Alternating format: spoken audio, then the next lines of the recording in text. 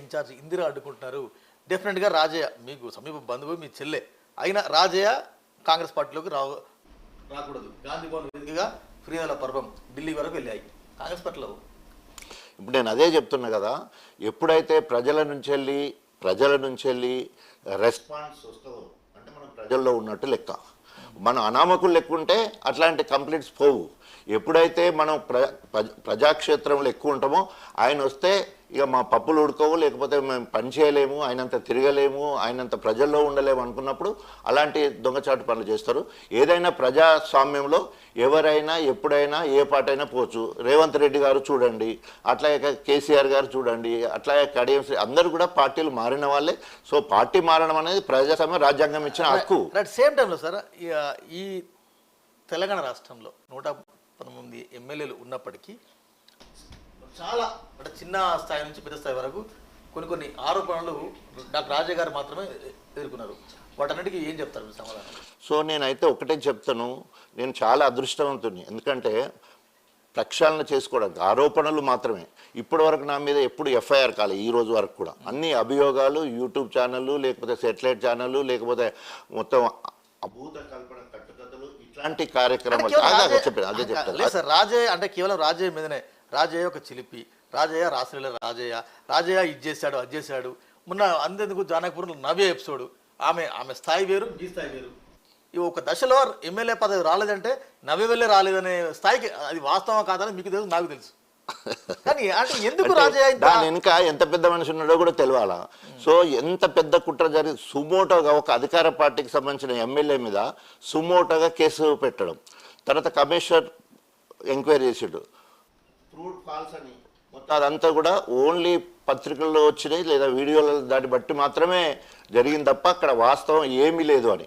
ఆమె చేసిన అభియోగాలు కూడా నిజం చెప్పాలంటే రాజకీయ కక్ష సాధింపులు, వివక్ష, ఊర్లో ప్రోగ్రాంలకు పిలువడు, అవన్నీ ఇష్యూస్ అని చిన్నాయి. కానీ దాన్ని ఎంత చేశారంటే రాజయ్య మీదనే ఇలాంటి, ఎందుకంటే నేను ప్రజాక్షేత్రంలో ఉంటాను.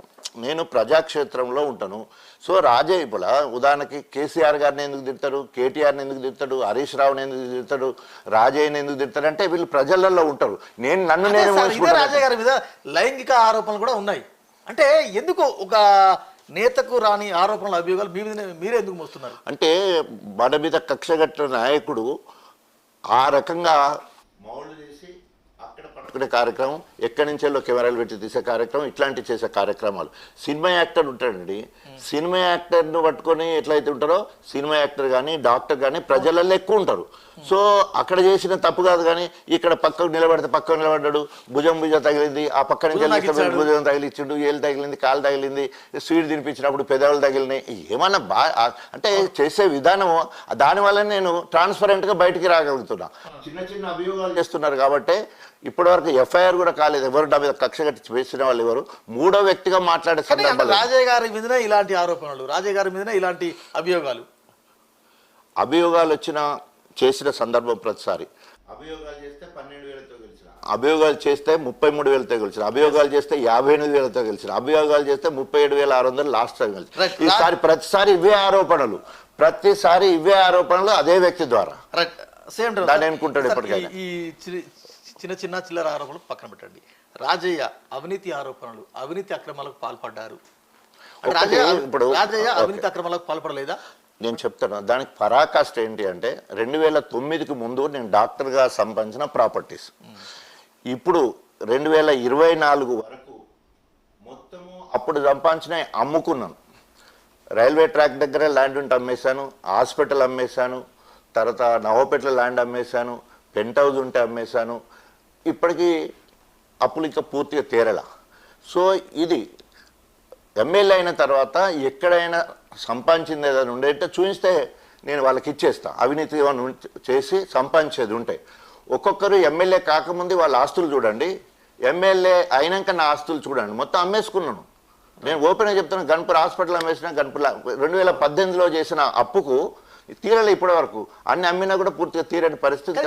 నమ్మరే రాజయ్యకు అప్పులు ఉన్నాయంటే నమ్మరు. రాజయ్యకు అప్పులు కాదు, రాజయ్యకు అవినీతి ఎక్కువ, రాజయ్యకు అక్రమాలు ఎక్కువ అంటారు కదా. తిమింగలాలు ఉన్నాయి, అవినీతి తిమింగలాలు. ఇది మోటు భాషలో అంటే ఉచ్చలో చేపలు పట్టే దాంట్లో మనం ఏమన్నా ఉంటే ఉంటాం కావచ్చు రాజకీయాలలో. ఎందుకోసం అంటే తిమింగలాలు పూటగతి లేని కాంచెలు కోట్లకి ఎదిగిన వాళ్ళు, Yes, yes. వేల కోట్లు సార్ అండి. మీరు ఇంకోటి చివరగా కాంగ్రెస్ పార్టీలో చేరుతున్నారు కాబట్టి ఇంకొక ప్రధానమైన ఆరోపణ మీ నోటీస్లో ఉంది. ఇప్పుడు ఆల్రెడీ మీరు ఇందిరతో అదే ఇష్యూ డిస్కస్ చేస్తూ ఉన్నారు. మీరు ఇందిరకు సంబంధించిన ఒక 3.5 ఎకరాల భూమిని అక్రమంగా లాక్కున్నారు. మీ భార్య పేరిట మీ అధికార దర్పాన్ని ఉపయోగించి రీచేంజ్ చేశారు. దానికి సాక్షులుగా మన శ్రీనివాస్, పిఎస్ శ్రీనివాస్ అండ్ ఇంకెవరో పేరు ఇచ్చారు. ఇది వాస్తవం కాదా? మా అంటే కుటుంబం పెడుతున్నారు కాబట్టి చెప్తున్నాను నేను. ఇది మా కుటుంబం సంబంధించిన అంశం, బయటికి రాకూడదు, వచ్చింది. సో దాదాపు పెళ్ళైన కానుండి 30 సంవత్సరాల నుంచి వెళ్ళి మా అత్తమామను మేమే సాధన జరిగింది. ఇంటికి రాని పరిస్థితి హైదరాబాద్లో ఉంటే, కొడుకును చూడాలంటే ఒకడే కొడుకుంటే చూడడానికి రాని పరిస్థితి. సో వారు ఇద్దరు కూడా నా దగ్గరే చనిపోయారు, మా ఇంట్లో చనిపోయారు. చనిపోయే ముందు నెలల తరబడి, సంవత్సరాల తరబడి వైద్యం నా దగ్గరే. మా అమ్మకి బ్లడ్ క్యాన్సర్ వచ్చాయంటే 60-70 యూనిట్స్ బ్లడ్ ఎక్కించే పరిస్థితి. చనిపోయిన తర్వాత ఫ్యూనరల్ ఖర్చు నాది, తర్వాత 10th డే చేసే కార్యక్రమం నాది, మిగతా అన్నీ నాయి. ఇదన్నీ ఒక డాక్టర్ గారు దేవుడు నన్ను ఆశీర్వదించి ఇవన్నీ ఉట్టినే చేసేసిన కుటుంబ సభ్యులేక. ఎప్పుడైతే మా మామ చనిపోయిన తర్వాత మా అత్త మొక్కమనే ఉంటే, ఆమెను చూసుకోవడానికి ఎవరు లేకపోతే, ఇంటి దగ్గర ఉండబెట్టడానికి ఎవరు లేకపోతే, ఆమె చేతిలో పైసలు లేనప్పుడు ఆమె ఉండాలనే ఉద్దేశంతో ఆమె పేరు మీద ఉన్న భూమిని వేరే గౌన్లైన కమ్ముతా అంటే వాళ్ళకి వీళ్ళకి అమ్ముడు ఎందుకు, నేనే కొనుక్కుంటా అని చెప్పేసి మా మిస్సెస్ కొనుక్కోవడం జరిగింది. రిజిస్ట్రేషన్ అయింది. ఇది అయిపోయినాయి, మరి నువ్వు అడిగినావు కదా, ఆమె పేరు మీద రిజిస్ట్రేషన్ అయింది. ఇది రిజిస్ట్రేషన్ అయ్యి ఇప్పటికో 15 సంవత్సరాలు అవుతుంది. ఈ 15 సంవత్సరాలు గుర్తురాని అంశము ఇప్పుడు ఎందుకు గుర్తొస్తుంది? ఇది రాజకీయాలకు సంబంధించిందా? ఒకవేళ నీకు హక్కు ఉండేది ఉంటే కోర్టుకు వెళ్ళాలి, లేదు కుటుంబం మధ్యలో సమస్య అంటే కుటుంబ సభ్యులందరం కూర్చొని మాట్లాడుకోవాలి. దానికి ఉన్న రాజకీయాలకు ఏం సంబంధం? కానీ అంటే మీ పెళ్లి చేశారు ఇందిర వాళ్ళ భర్త, మీ పెళ్లి చేసిన అమృతయ్యకు మీరు అన్యాయం చేశారనేది వారు చేస్తున్నారు. ఇదంతే మళ్ళీ అంతే. నేను ఇప్పుడు విషయం అయినా కూడా చెప్తాను. నేను నా పెద్ద చెల్లె పెళ్లికి 200 రూపాయలు కట్టినాం ఇచ్చి కష్టపడి ఎండాకాలం అంతా కూలికి పోయి చేసుకున్నాం. రెండో చెల్లె పెళ్లికి మా మామ దగ్గర 15,000 ఓపెన్గా 15,000 కట్నం తీసుకొని వాళ్ళకెళ్ళి 5,000, మా రెండో చెల్లె పెళ్లికి 2,000 ఇచ్చి 3,000తో పెళ్లి ఖర్చు వెళ్ళదీశాను. 5,000 మా పెళ్లి ఖర్చు, మిగతా 5,000 ఒక ఎకరం ల్యాండ్ కుదబెట్టుకొని దాంట్లో వచ్చే బియ్యంతో బయట రూమ్ తీసుకొని చదువు అయిపోయింది.